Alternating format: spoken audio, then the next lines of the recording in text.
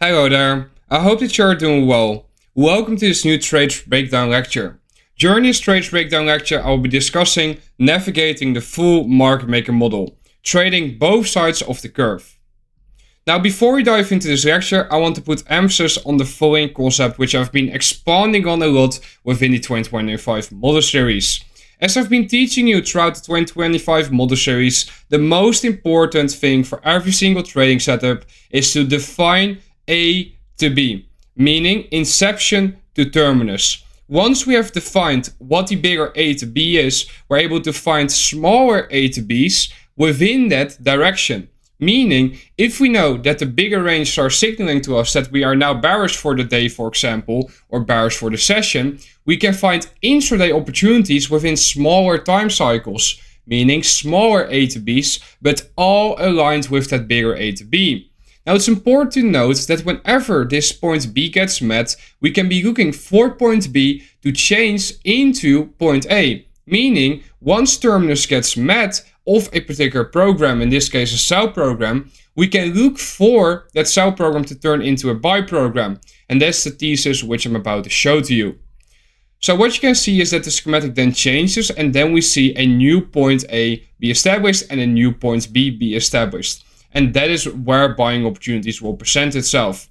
So it's important to note that it's always relevant to keep an eye out on the higher time frame charts. I know that many of you are probably interested in short-term trading. However, to trade on the lower time frames without having the bigger picture in mind is not suggested. And therefore, it's important that you always keep in mind what the higher time frame analysis is at first. And that is what I'm putting so much emphasis on within that 2025 model series. The bigger picture tells you how the smaller picture is going to deliver. It's not the other way around, guys.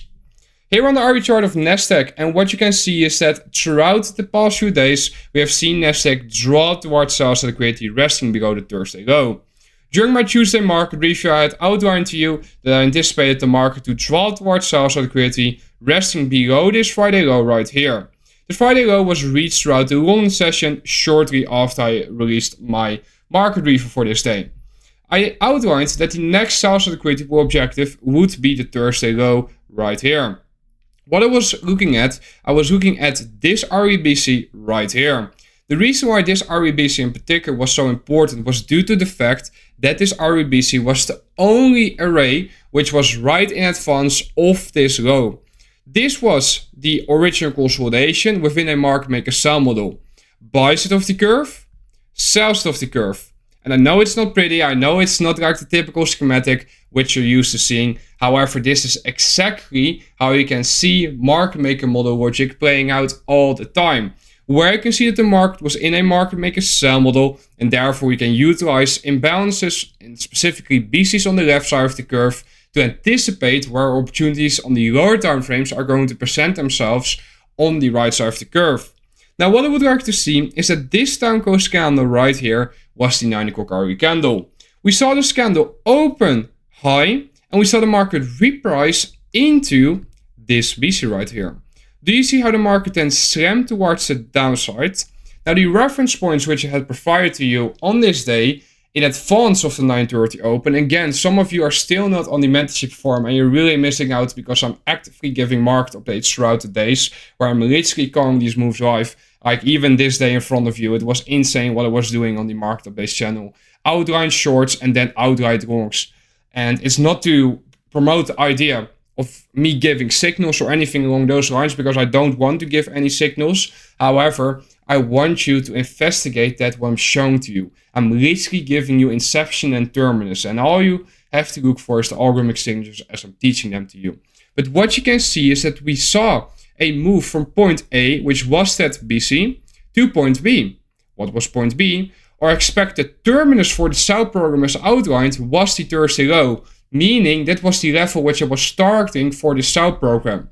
I had outlined that when this Thursday low gets taken out, that's the sell program which is completed. Meaning I'm not expecting Nasdaq to drop another 100 points or whatever. No, Thursday low taken out, that's the sell program completed. That is as straightforward as you can get it. And intermarket relationship suggested as well that the low of day would like to form here. We then saw the market expand higher significantly throughout the next hourly candle, the 10 o'clock hourly candle. Notice that this candle opens low, but pay attention to where the bodies are right here. Notice that the market then expanded higher from point A to point B. And notice how the market traded back above the monthly open. When we then pay attention to both Nasdaq as ES, what I would like to see is that Nasdaq took out the Thursday low right here. However, when we pay attention to ES, what you can see is that ES never took out that Thursday low, and therefore that was SMT which got established. That SMT set up the repricing higher throughout the morning session, and it was the confirmation that we would indeed expand towards the upside. Now, the reason why this thesis was also valid was due to the following. When we pay attention to the midnight opening price on both markets, do you see how since the midnight opening, nothing happens but repricing lower? So who has been making money all throughout the day? Well, shorts have been making money all throughout the day. So once our sell programs are completed, what is it they're going to draw towards? What liquidity has been engineered? Buy side liquidity above all of the highs which formed throughout the previous time cycles. So for example, throughout the London session, its respective 90-minute cycles, and throughout the beginning of the AM session, its respective 90-minute cycles. When we then pay attention to the 1-minute chart, you can see my executions right here. And what I'm going to do is I'm going to walk you through the delivery as it unfolded. What I would like to see is that between 8:30 to 9:30 AM, this is the first hour in advance of the 9:30 open, meaning from 8:30 AM, what happens is that the second 90-minute cycle of the morning session begins. This is the manipulation cycle as I've taught it to you. In this manipulation cycle, our eye is drawn to monitoring how we are going to deliver throughout each respective 30-minute cycle. Notice that between 8:30 to 9, the market is simply consolidating. 9 to 9:30 then slowly grinds towards the downside, but do you see how small these candles right here are? Retail views this as strong resistance. It's a strong downtrend, so to say. However, when I look at this, that's immediately a sign that we are engineering buy liquidity, which we're likely going to gravitate towards. So when I see 9:30 then open up, take out sell liquidity resting below the low of the previous 30-minute cycle, and I see the market begin to expand towards the upside, I'm thinking the following. What I'm thinking to myself is, hey, that's interesting. Because what would a retail-minded trader think when they see the market open up and immediately begin expanding higher after having formed this low?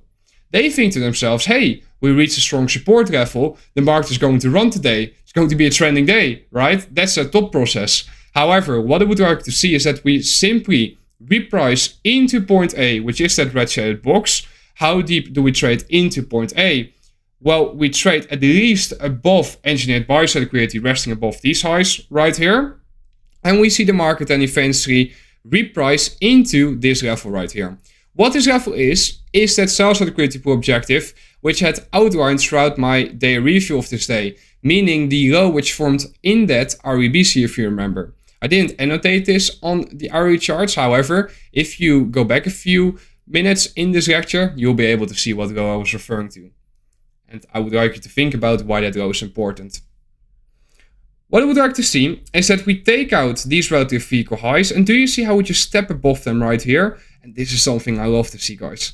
I love to see that they just stop right in advance of where I know that retail believes to be a strong resistance area. Because do you see how it keeps on tapping above those highs right here? What's happening here is that more buy side liquidity is being engineered. So when this huge green candle takes place right here, that's manipulation which is taking place. I began filling my short position right here as the market begins showing the signs of wanting to turn around. Now it's important to note that when you pay attention to delivery like this, you must understand that what's happening above these relative vehicle highs is that shorts are being filled. This is what we refer to as a turtle soup, meaning we take out a key buy side liquidity pool, which is time based. It's the element of time which rules all. It's time then price. It's not price and time. No, it's time then price. And we eventually see the market begin expanding towards the downside. In the back of my mind, I'm keeping an eye out on these highs which got engineered right here, but we'll get to that later. Notice that we see the market expand below that large red shaded box, which is that REBC. And do you see how we create an imbalance right here? This imbalance is a breakaway gap, meaning there's no need for the market to reprice into that if we are going to see a very quick expansion lower. Why? Because the market is already so close towards the Thursday low, which is point B of the sell program. So IPTA is in a rush to get somewhere. It's in a rush to reprice towards that level. Once I saw the signs become present of this gap indeed staying open, I waited for a retracement, and once this retracement ended, I went short right here. Notice how I'm utilizing the left side of the curve to find entries on the right side of the curve as well. Because when you pay attention to this delivery, you must understand that this by itself is also a market maker sell model. Buy side of the curve, sell side of the curve. And do you see how that delivered between 9:30 to 10 o'clock, which is your first 30 minutes of regular trading hours? What if I told you that 30-minute interval can be divided into 3 10-minute cycles, 9:30 to 9:40, 9:40 to 9:50, 9:50 to 10 o'clock? Have fun. What I would like to see is that the market eventually reaches that Thursday low and we see it get met at the end of the second 90-minute cycle of the morning session. We see a retracement taking place, and do you see how the market retraces into the CB, which displaced through the 9:30 low right here. This is very important, and the reason why is due to the following. You see that we form a high inside of that CB, and we then see the market expand lower. However, now pay attention to time. At exactly 10 o'clock, the market opens up, drops lower, taking out the previous cycle low, but again, pay attention to the bodies. What are you seeing? Are they closing below the Thursday low? Nope. Where is this happening? 19,750. So we reject equilibrium of this range of 19,800 to 19,700. But hey, the 750 level, isn't that also 75% of the very large range? If you don't understand the advanced price ranges yet, start investigating them. What we see is that the market eventually has this huge green candle higher, and it's inside of this huge green candle higher that what I'm doing is the following. What I'm doing is I'm looking for the signs that confirm to me, okay, we have now indeed formed a low and we're likely going to expand higher. I outlined throughout my daily review that I was bearish for the short term, but bullish on the higher time frames. Therefore, I outlined when that Thursday low gets taken, that's my sell program completed, and now I'm going to be looking for that buy program from the higher time frames to continue again. The fact that we saw S&T relative to that Thursday low between Nasdaq and DS confirms this thesis. Do you see how we formed this BC right here? Whilst the market trades above this upclose candle, the upclose candle would set up this final run lower. This right here is the market structure shift pattern, where you can see that we form a high inside of a CB on the left side of the curve, and we displace through that high with a BC. And not to forget that this upclose candle is also a bullish breaker. When the market then taps into that BC, that's an entry opportunity. And do you see how we just step into it and how the bodies don't even close inside of it? This is institutional order flow entry drill, IOFET. And whenever you see this, it's a sign that the market is in a deep rush to get somewhere.